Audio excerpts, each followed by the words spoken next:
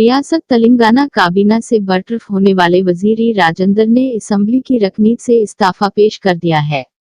ई राजेंद्र आज सुबह 10 बजे असेंबली के सामने वाक़े गुन पार्क पर तेलंगाना के शहीदों को खराज अक़ीदत पेश करने के बाद 11 बजे स्पीकर असेंबली के चैम्बर में अहदेदारों से मुलाकात करते हुए अपना इस्तीफा पेश कर दिया।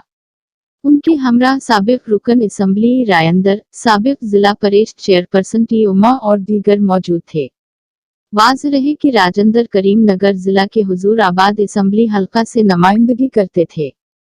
राजेंद्र ने टीआरएस की इब्तिदाई रकनीत से भी इस्तीफा पेश कर दिया है।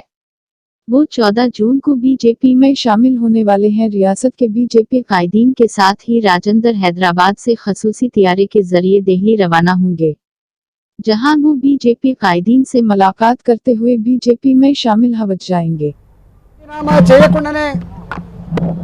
మంత్రులుగా శాసనసభలో కొనసాగుతూ ఉన్నారు। ఇవాళ యాంటీ డిఫెక్షన్ లా ఉన్నప్పటికీ కూడా చట్టాన్ని అపాసం చేస్తూ ఇలా రాజకీయాలు కొనసాగుతుంటే, నిస్సిగ్గుగా ఆ చర్య కొనసాగుతూ ఉంటే మీరెందుకు రాజీనామా చేయాలని చెప్పి నన్ను అడిగారు। ఒకవేళ బిడ్డ వాళ్ళు కనుక తొలగించే పరిస్థితి వస్తే నువ్వే రాజీనామా చేయి బిడ్డ అని చెప్పి వాళ్ళు నిండు మనసుతో ఆశీర్వదించారు। కాబట్టి మా హుజురాబాద్ నియోజకవర్గ ప్రజలు వాళ్ళకు తోడుగా ఉండేటువంటి యావత్ తెలంగాణ ప్రజల ఆశీర్వాదంతో మాత్రమే ఇవాళ నేను రాజీనామా చేస్తున్నా అని చెప్పి నేను ప్రకటిస్తా ఉన్నా।